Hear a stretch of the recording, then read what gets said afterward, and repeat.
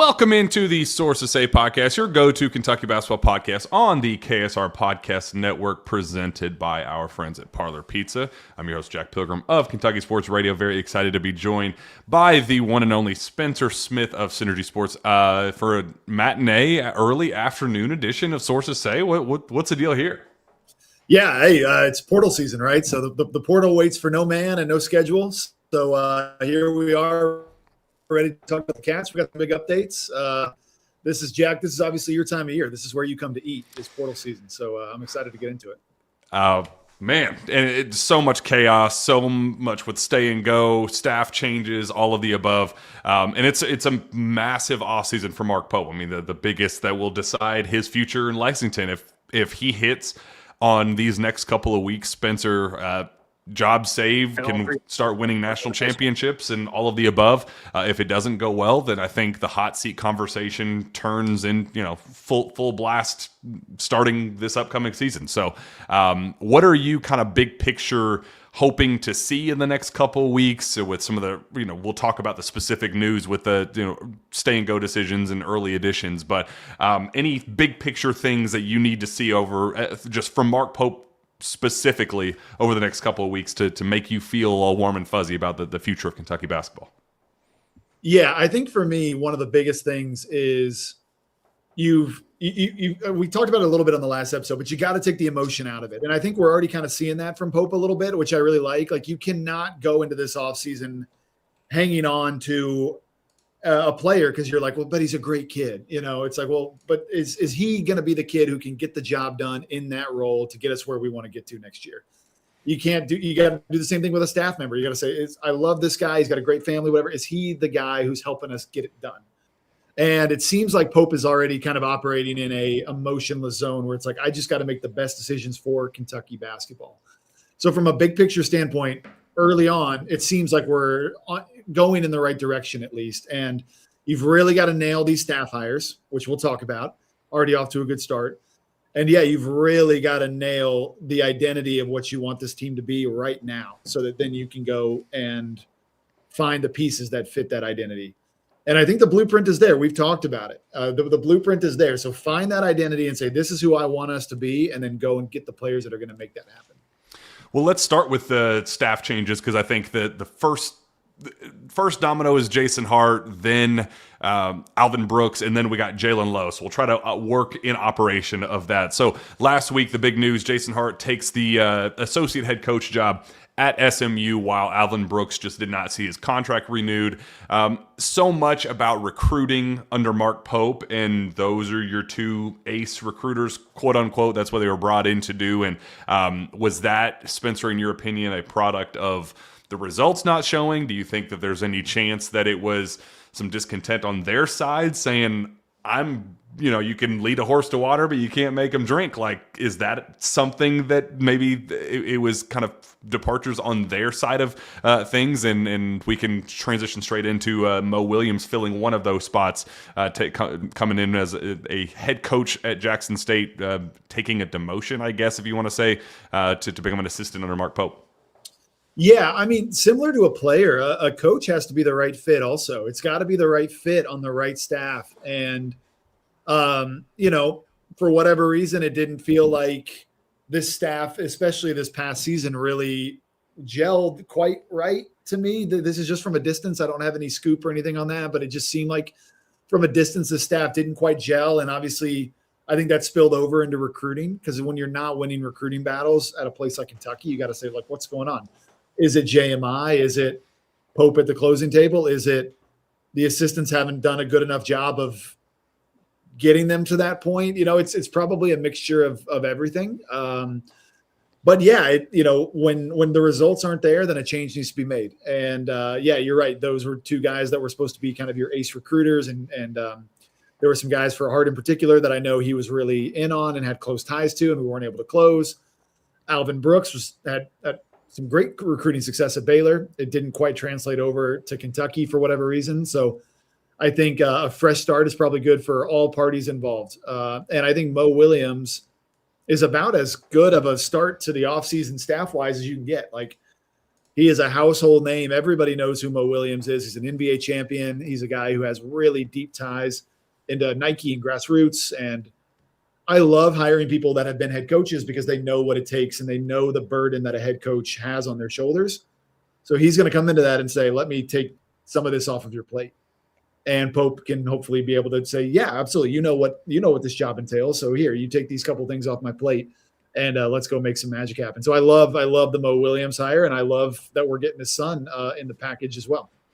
Yeah, we'll talk about Mason here in just a minute, but with Jason and Alvin, my understanding is that it was a fit deal, that they just never totally thought that they could go get their dudes, that they could, it was about, let's go find your top 100 targets in the high school level, the portal or whatever.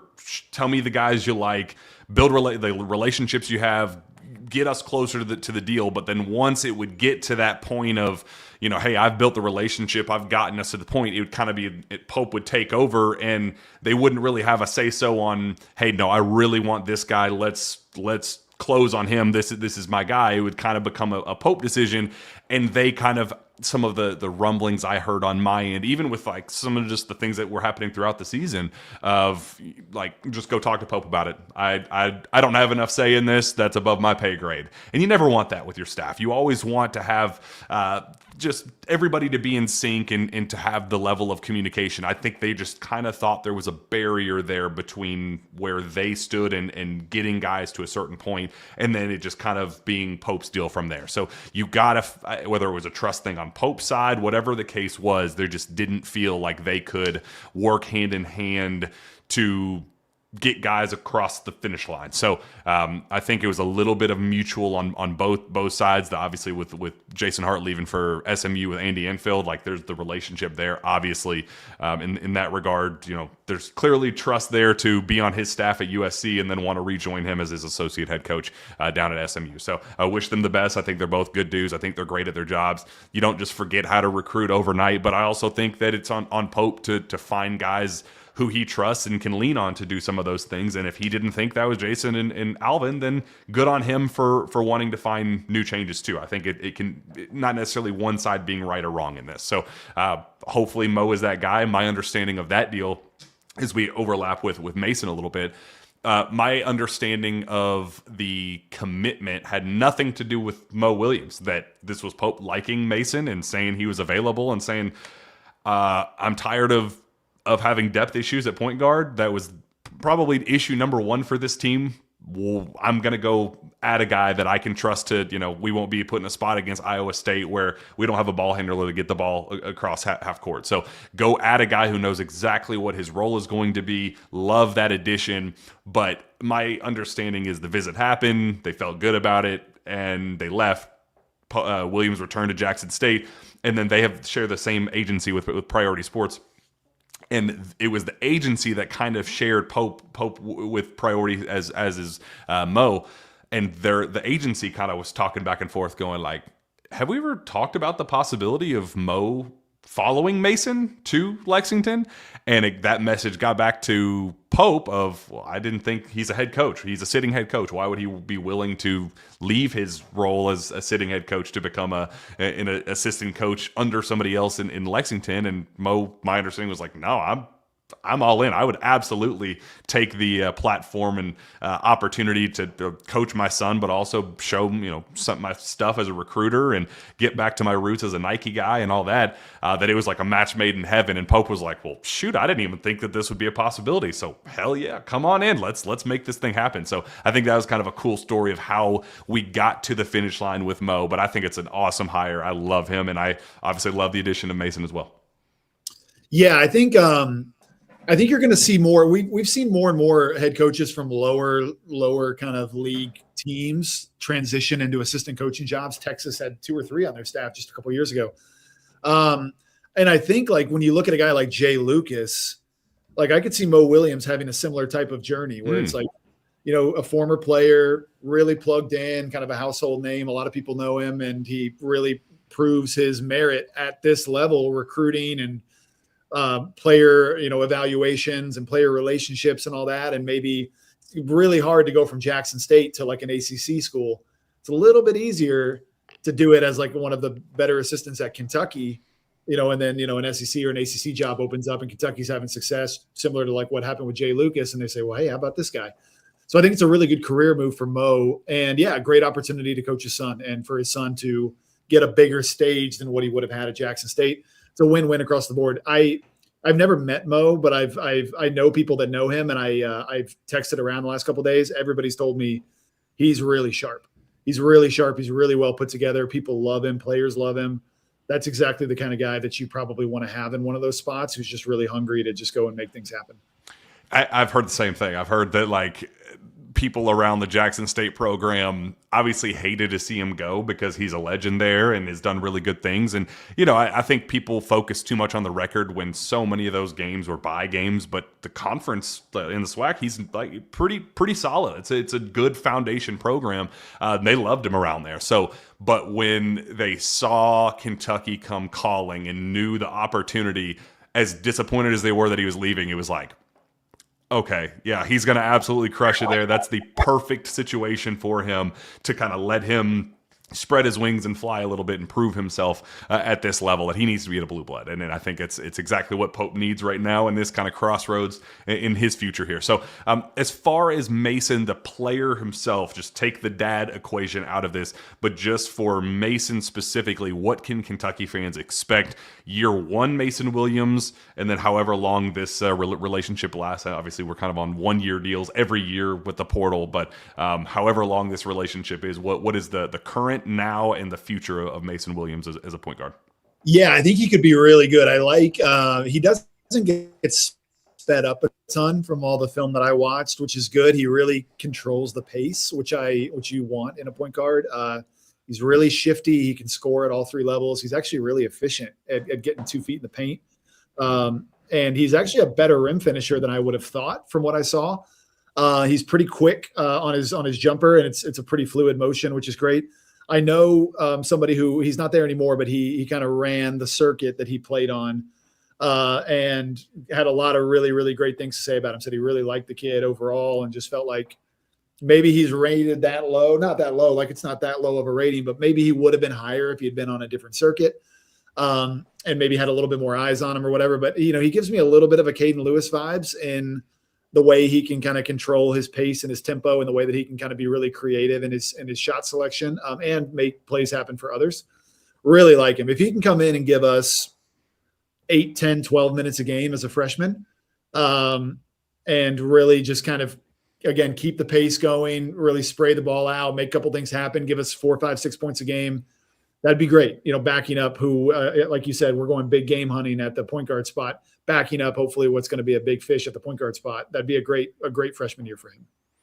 Speaking of the devil, first message from our friends at Parlor Pizza. Parlor is your game day destination from award-winning pizzas like the Doctor, fan favorite Hot Honey Pepperoni, to Parlor's famous house-smoked wings and extensive craft beer selection. Parlor has a menu that will please the whole family. Their location on Harrodsburg Road is just a short drive from Rupp Arena. Don't miss out on their great happy hour Monday through Friday, 2 to 6 p.m. Discounted pints, cocktails, and starters, you name it. Parlor is looking forward to celebrating 2 new locations. I believe, in fact, that the Richmond one may be open now, if not here very shortly in the spring, and then the Lexington Hamburg location as well. Be on the lookout for that one. But whether you're sipping a handcrafted cocktail or sharing one of our favorite signature pizzas, Parlor is a place where great food and good times come together. Naturally, we love our friends at Parlor Pizza. Eat them far more often than I'd like to admit. Jaylen Lowe is on his way out. We talked about this just kind of felt like a move that would be mutually beneficial for both sides. The injury risk, the cost, the uncertainty with playing style, just didn't feel like a great marriage with Jaylen Lowe at Kentucky, especially knowing just how important that position will be for Pope going into next year. Your thoughts on his departure, and what, if Jaylen wasn't the right fit for Pope, what will be and what would be the ideal big game, so to speak, that you want Pope to shoot down, I guess would be the best fit there for the analogy? I was on board with this. I was kind of hoping that we would maybe part ways, and it would be really amicable, which it seems like it was. Anybody who's following me on Twitter or has listened to the last episode or two, I want to get bigger at almost every position if we can. And Jalen's obviously kind of a mouse in the house type of point guard, and seems like a great kid. I loved him as a kid. I loved everything I saw about him, in interviews and everything. But he's a smaller point guard whose shooting splits were not very good. And now you have an injury history on top of that now. So it made sense. We probably need to upgrade that position. I wish him the best. He's going to be highly sought after, and he's going to go and have success somewhere else. And that's great. And he should. I hope that Kentucky fans don't look back in like December or January and be like, well, Jaylen Lowe's averaging 18 points at TCU or something. It's like, that's amazing. And I'm really happy for him, but it doesn't necessarily mean that he would have been the right fit here. I'm glad that we're kind of parting ways. And yeah, I'd like to go see us. I've got a couple names kind of in my mind, but I'd like to go see us get a bigger point guard, somebody who's more physical, somebody who can shoot the ball a little bit better. And somebody who's maybe just a little bit of kind of a tougher defender, kind of leading the attack on the defensive side, because we really need to shore up the defensive side of the basketball too. So there's definitely a profile out there, and we're early in the portal, so there's going to be more names, but that's who I'd really like to see us target. Yeah, I love Jaylen. I think he's a great kid. Love the family. Love just that they're so deeply ingrained in the grassroots scene, and like you can tell that he's just a basketball junkie, and he's unbelievably talented, shifty, and I would have loved to see the best version of Jaylen Lowe second half St. John's all season long. I mean, I think this team goes from a 7 seed to a 4 seed, 3 seed potentially with a healthy Jaylen Lowe. He's that level of a difference maker. But it's just I get it on Pope's side. I get like you in what I know about kind of how the breakup happened was like Pope just kind of sat him down, and it was a short and sweet conversation and said, man, what you're going to command in the portal is going to be something that I can't afford right now, knowing the risk with your injury, knowing just kind of the how important we got to get this right, and that's just a risk that we can't take. We love you. We appreciate your services here, but it's just not going to be in Lexington. And I think that kind of caught them by surprise, because I think Jaylen would have been open to a conversation about what a year two would look like at a healthy year two. But I just think that the situation is too important for Pope. He has to nail this one, and it sucks that we didn't get to see it, but I think it's best for both sides. He's going to be successful. He's going to be awesome wherever he ends up. My understanding, he already has people lining up out the door to sign him, so he's going to make a ton of money. He's going to be a superstar somewhere else. But I just think Pope couldn't risk that on his end, and I think that's totally fair for both sides. As far as some of the other stay-go decisions, I really think, and we're going to obviously have to talk about the big pie in the sky that is Tyron Stokes, but I think a lot of these guys are in holding patterns. I think that Pope has made it clear to several guys that it kind of in the same Jaylen Lowe boat, that it's probably going to be best for a fresh start. We're going to have to just kind of get a clean break with the guys that probably paid way too much money for last go round. Got to clear the books, got to understand value a little bit better than last year's group. I think just the careless spending is just something that will not fly internally. It was used against them in terms of negative recruiting.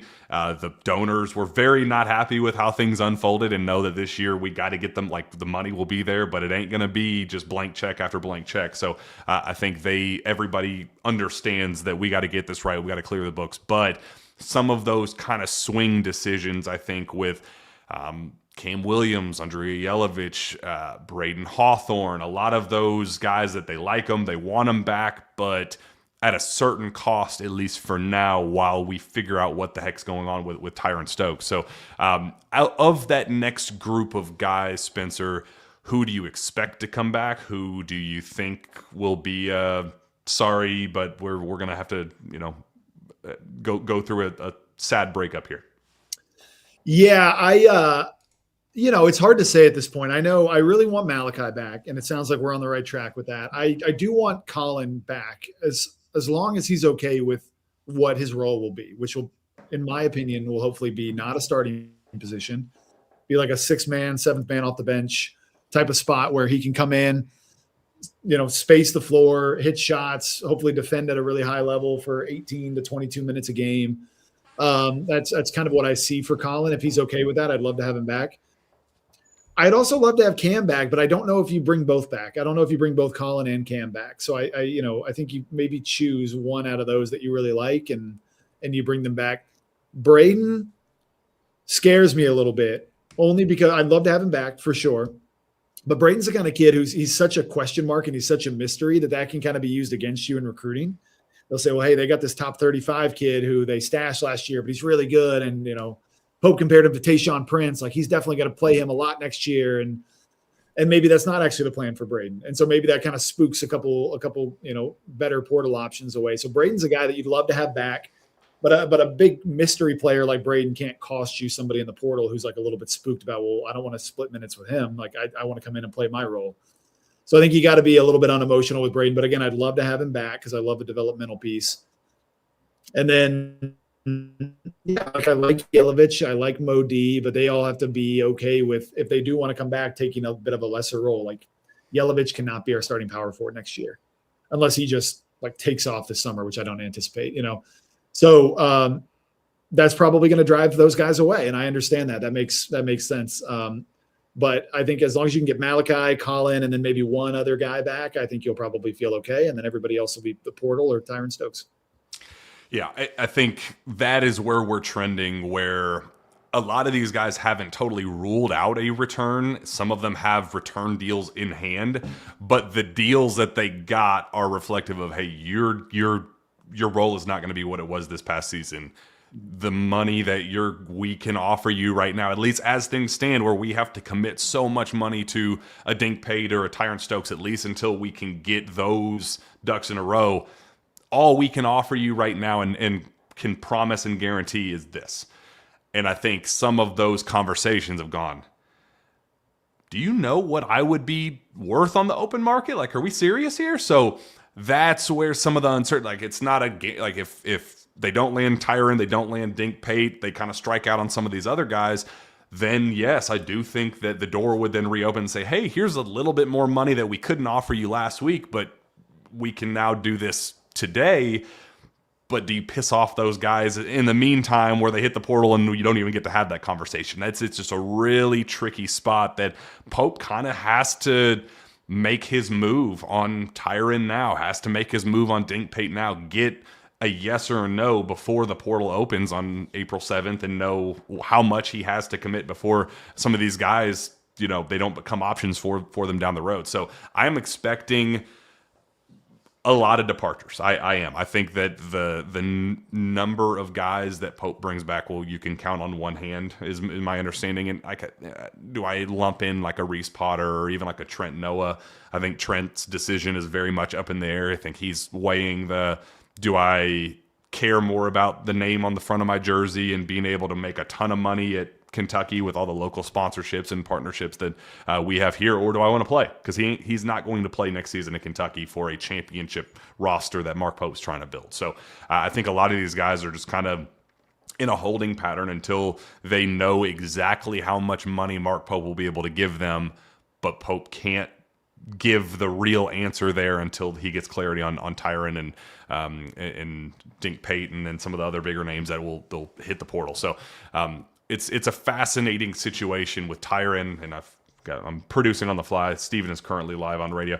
Just for Inside Baseball for our viewers right now, we usually would, in this circumstance where got afternoon, evening plans, would just pre-record and then go live. But there's no guarantee in the portal era that there's not going to be 37 news updates that break between now and tonight at a regularly scheduled 8 o'clock. So this is kind of just we go on the fly and see what we can get out there before all this stuff is old news and then the next cycle, the next wave hits. So I am currently there we go.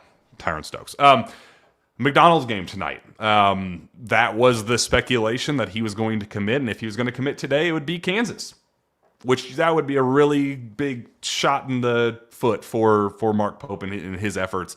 The fact that it sounds like that is being pushed back, that he's not planning on making a surprise commitment tonight and pushing to next week or so, it's massive news because my understanding is Kentucky is trying to make one last play and see, like, all right, can we use our resources, use our not desperation, but he knows just how necessary it is for building everything around Tyran and letting him be the face of Kentucky basketball next season. Like, I think they're making one push to see where things go, and in the fact that he's not shutting that out entirely I think is massive news on Kentucky's part. Still would consider Kansas the slight leader, and I think his relationships are better. He's best friends with Tay Kenny. That really hurts Kentucky's side. But I think what Mark Pope has to be doing right now is leaning so hard into the Bruce Pearl, Steven Pearl situation from last year. Whether Bill Self commits right now to coming back for next season at Kansas means nothing. Like, the fact that the uncertainty is still there, that he could commit right now and say, well, yeah, I'm not retiring yet, but the door is still open, that right before the season starts, he says, hey, I'm handing it off to Coach Vaughn and I'm calling it a career. See ya. Like, that has to be something Pope has to hit hard and said, you at least know with certainty that I will be coaching you this season in Lexington. So where do things stand for you with Tyron Spencer? Is he worth the hype? Is he worth the pissing off potentially some of these other pieces on Kentucky's side, knowing that it's still an uphill battle and it's not a total guarantee that you're going to be your efforts are going to be worthwhile? Yeah, I mean, he's so talented. I mean, he's absolutely worth the money, and he's worth the investment of the playing the waiting game and maybe pissing some people off. I still maybe have concerns about, like, will Pope be able to manage that? And because I know Tyran is I think he's a great kid and all that, but he's definitely like a very unique talent, and he's a unique situation that maybe Pope's never dealt with before. But I think he's absolutely every bit worth it. I watched the McDonald's scrimmage, which I think was from yesterday. I watched it last night. He was head and shoulders better than everybody else on the court. I mean, and he's such a physical presence. Like, you think about the early Cal teams, so many of the freshmen that we had, which were impact freshmen, were just so big, and they came in college ready. Julius Randle, DeMarcus Cousins, Terrence Jones, Karl Anthony Towns. Those dudes were just college ready. Bam Adebayo to like step in and really physically make an impact. The freshmen that we got a little bit later on were smaller, right? They were Ty Washingtons and guys like that who were not quite the same physical specimen. Like, Tyron Stokes is a physical specimen who was ready from day one to physically dominate a college basketball game, which I really like. Because again, we need to up that across the board: our physicality, our size, our presence. And he's a really versatile piece. He can play on the wing. You can feel comfortable putting him on the block. He can kind of play that 3-4 swingman, which gives you a lot more versatility on putting different lineups on the court. And yet you don't lose offensive firepower. So he's absolutely worth it. I don't know. I heard rumor that Mo Williams is good friends with his high school coach, Jamal Crawford, who had his own rumors this week, which was fun.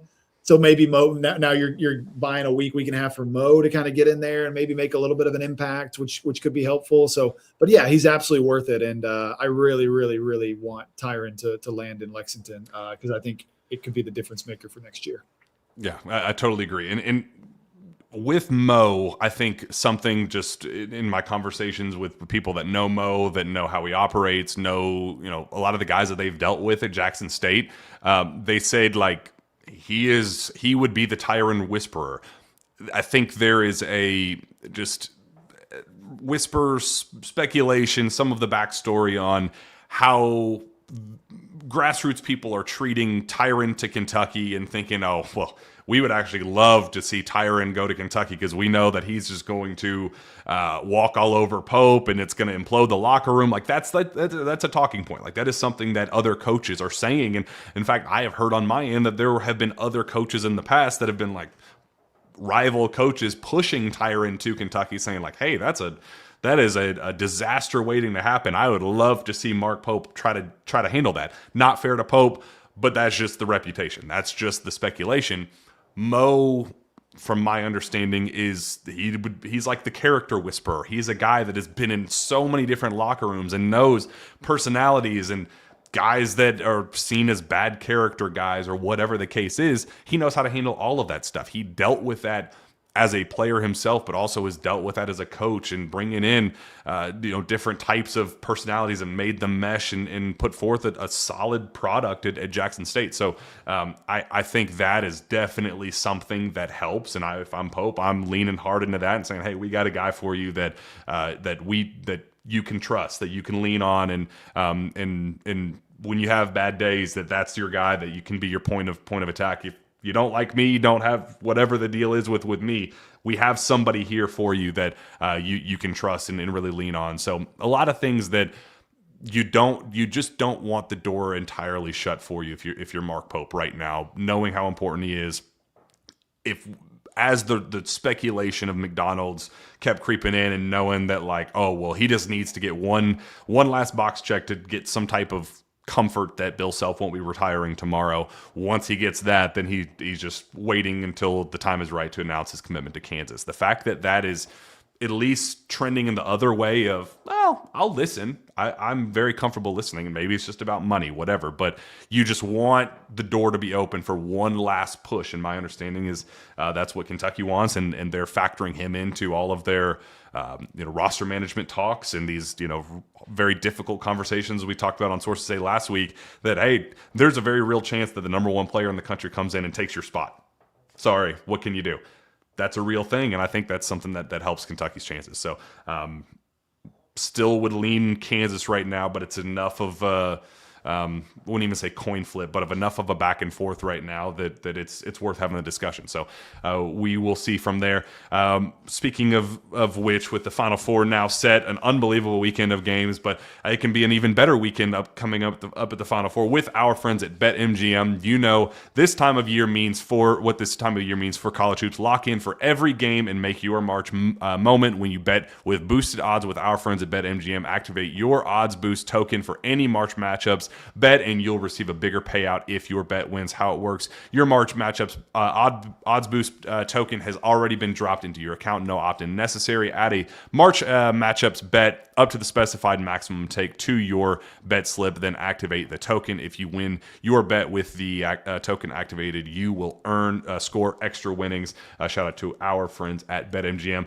Your take, Spencer, on all of the Final Four madness, the buzzer beater from the game winner from Braylon Mullins, and just how things set up for the landscape of the Final Four this weekend in Indianapolis. Yeah, how about that, man? Let's hope that the Leitner shot is just retired for good, and now we have a new one to replace it with. I think, that game was electric, and I was all in on the UConn train. I think the first time in my life I've ever rooted for UConn, which was a weird feeling, but I really needed them to win that game, and they came through, but now they have to be stopped. So we need to dial up Orlando Antigua, who I worked with, for, I should say. He's on staff at Illinois.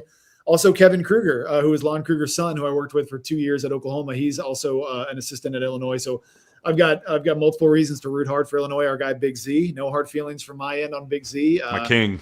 Yeah, so I'm all in on the Illinois train to beat UConn, hopefully, fingers crossed. And then it's such a shame that the Arizona-Michigan game is the semifinal, because that's just going to be a war. It's kind of like in 2015 when everybody was bummed that Kentucky-Wisconsin was the semifinal, because everybody was like, that should be the national championship.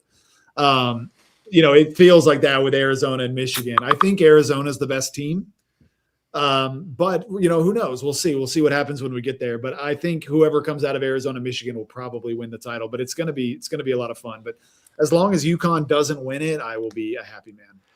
A lot of the conversation, and it sucks because hindsight is just the worst thing in the world for a lot of this stuff. But a lot of the conversation, people bringing back the quotes from Braylon Mullins, and the conversation about his recruitment at the time where once Pope made his push for Jasper Johnson, took his commitment, that Braylon cut Kentucky from his list, and that was that. Knowing that he and Malachi Moreno were best friends since the 8th grade, Indiana elite teammates, they were unbelievable together, had great chemistry, they wanted to play together in college, but once Jasper took that spot, I guess it didn't end up being the spot that he actually played, but on paper what the recruiting spot was going to be, that it took Braylon Mullins out of the running. And yeah, it stung. It really did sting, knowing that he was that close to being a Kentucky Wildcat, and then he hits the game winner to go to the Final Four. Yeah. I mean, it does stink. Boy, he reminds me of so mmany good players. But shades of Tyler Hero a little bit. Like, he would have been so great, in Lexington. And you look at this past season, and you're just like, man, a lot had to go wrong for us to net out where we netted out, and a lot did go wrong. And that whole Jasper, maybe Braylon Mullins decision was part of that, because Jasper not being exactly kind of what we hoped for him. Braylon's been great all year. Seems like a great kid as well. So I was happy for him that he hit that shot. It was funny. I think he said he thought they were down 3. So he thought that his shot tied it.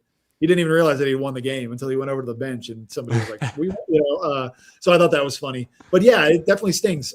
Big Z having the success that he's had, and you're like, man, he could have been, pretty decent, especially on the defensive end of the floor. He's become kind of a defensive demon a little bit. You think about, oh man, what if Pope had hung on to him a year ago and stuff. So it's hard not to play the what if game, but whatever. Like it's a new leaf that we're turning over, but definitely happy for him as a kid, but hope that they don't win the title. Yeah, fair enough. All right. Portal opens on April 7th. We'll wrap up with this. We're going to try to do a lot of these quicker shows throughout the week. And with Spencer on paternity leave, we're able to kind of have the flexibility for several of these shows. So really looking forward to that. First wave of portal announcement against nobody can officially be in until April 7th, but you can declare your intentions to enter the portal the same way Jaylen Lowe did for Kentucky. So anybody jump out at you in that first wave of guys that will be available here in the next couple weeks? Yeah, my number one, Jack, I was texting you about it. My number one is Miles Byrd. Really, really like him a lot. I'll make this quick, but as a defender, he had a win share of about 2.3. And for a team that only won 22 games, that's about a 10.5% defensive win share. That is an elite number by comparison. So he was 10.5. Michael Kidd-Gilchrist was 6.8. DeAndre Liggins, 7.2. Lamont Butler, also 7.2%. This guy is 10.5%. So Miles Byrd, elite defender, and a guy that I think can make shots at a slightly better rate than he did at San Diego State. So he is my number one right now by a comfortable margin. I'm also a bit enamored with Deaton Thomas, who I know had some injury issues at LSU, so that kind of gives me pause. But I really, really like a lot of what I saw from Deaton Thomas, and I really like his splits and his numbers, and he's got a pretty good win share as well. And he played 2 years at UNLV, and I knew a lot of the staff at UNLV. I talked to a couple of them last night, and they all told me the same thing. They said he is an elite kid, just a great human being. Wants to work really hard, wants to be the best, all that kind of stuff. So I really like bringing a kid like that in as well. He's bigger than Jaylen Lowe. He's more physical. He's a little bit more versatile. So I like the Deaton Thomas as well. A lot of back and forth. Sorry, who was the kid at Liberty? Decker, who's a Kentucky Brett kid, Decker, right? yes. Yep. Brett Decker. A lot of discord about him. A lot of I like him if he's the right kind of piece because he's an elite shot maker. I think he shot 47% from 3. He's a Kentucky kid. His win share, I think, was around 4.0, that's a really good number as well, especially for a young kid. So again, it's all about how these pieces are going to fit. But there's some good names already in the portal, but there's still a lot to come, guys. So let's not get too married to anybody right now. There's going to be another 1,500 names that probably enter between now and maybe April 10th. So that's the beauty of this. Like you can fall in love with a kid, and then 15 better players will come and make you forget that the other guy even existed. So like Finley Bizjack of Butler was one that there is actual, not traction, but an actual report from KSR Plus's own Jacob Polachek that Kentucky will be interested in that one when the time comes. Just be patient. Like I think that's the bigger talk point for fans. Like don't just Kentucky is going to reach out. Like if we remember this time last year, Kentucky reached out to 100 kids, and how many of those were just exploratory? Like, hey, would you be interested? I don't know if there's a fit. On to the next. Like just because Kentucky has a conversation or picks up the phone and calls an agent or a former high school coach or an AAU coach does not mean that that's going to be the future. Don't freak out if you hear a price tag and it's like, well, I can't believe that Kentucky would be pursuing a guy. Doesn't mean anything. Like watch for visits, watch for Zoom meetings, watch for, watch that private jet. Like that's the thing that every cycle, man, fans just love that damn private jet. So keep your eyes on the actual real movement instead of just phone calls. Phone calls are irrelevant, but at least we're getting some names thrown out there. This is unprofessional of us, but hey, it's KSR. We do things in the most ridiculous manner possible. Who's your dream portal entry? Who's the one guy that you're like, I haven't heard a word about him actually entering, but if he ever becomes available, I want Kentucky to reach out and be a part of all of this. Oh boy, that's tough. And it can't be a lottery pick who's a cop out. Well, yeah, I want Jaden Quains to return for year 2, and yeah, total hypothetical here. So, I know that we have the discussions going with Malachi, but I'm going to look at all this in the vacuum. But I really like the Henry Vassar kid at North Carolina, and you got a coaching change going on there. So, like what's that look like for him? And maybe if things go south with Malachi, I'm like, boy, that would be a killer thing. I also think that there's maybe a weird window open for Tyler Tanner. Somebody in the chat just brought him up. Tyler Tanner. Yeah. Tyler Tanner. Yeah. Because right now it seems like most mocks have him kind of late in the first round. And, in the world of NIL or whatever, maybe it makes sense to come back to college for a year, collect a big check and maybe improve that draft stock a little bit. It kind of goes against my theory of getting bigger, at all the positions, but he's just an electric enough talent that I think you would do that all day. So Tyler Tanner would be pretty fun. Yeah, I think those are probably two that immediately come to mind. You kind of put me on the spot there with that one, but I think there's so much talent in college basketball, and in the world of the portal, who knows? There is going to be another Yaxel out there that presents themselves, and we're gonna go all in. So we'll see. Josh Hubbard. A lot of talking about Josh Hubbard in the portal. No, you pass on Josh.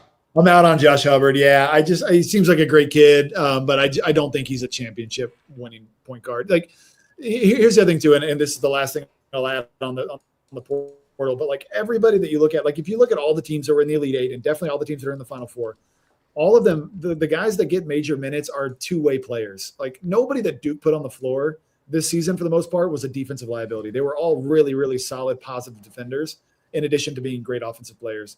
That's the blueprint. And Josh Hubbard is just an absolute traffic cone on defense. And he's also a guy that just kind of totally controls the rhythm in his own way, and it kind of takes other players out of it. It's just not a guy that I think is amazing player, but just not somebody that's built towards winning like late in March or hopefully in April.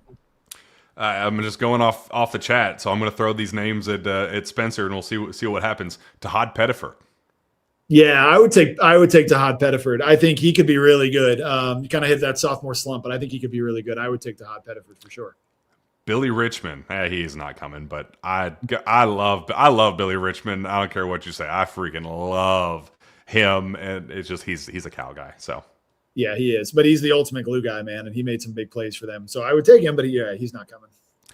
The one that I've been looking at all season long, just drooling over, and I threw it out there during the SEC tournament, a drink or two in, just like there's a loose whisper out there about Hannes Steinbach, like just probably he's a first round talent, but if somebody came in and said, "Hey, here's $6 million to come back and play college basketball," he would do it. Like that it's at least like worth the conversation if you're just wanting to throw stupid money at somebody. Would that be something that it would be quite the investment, but is that something that you would partake in?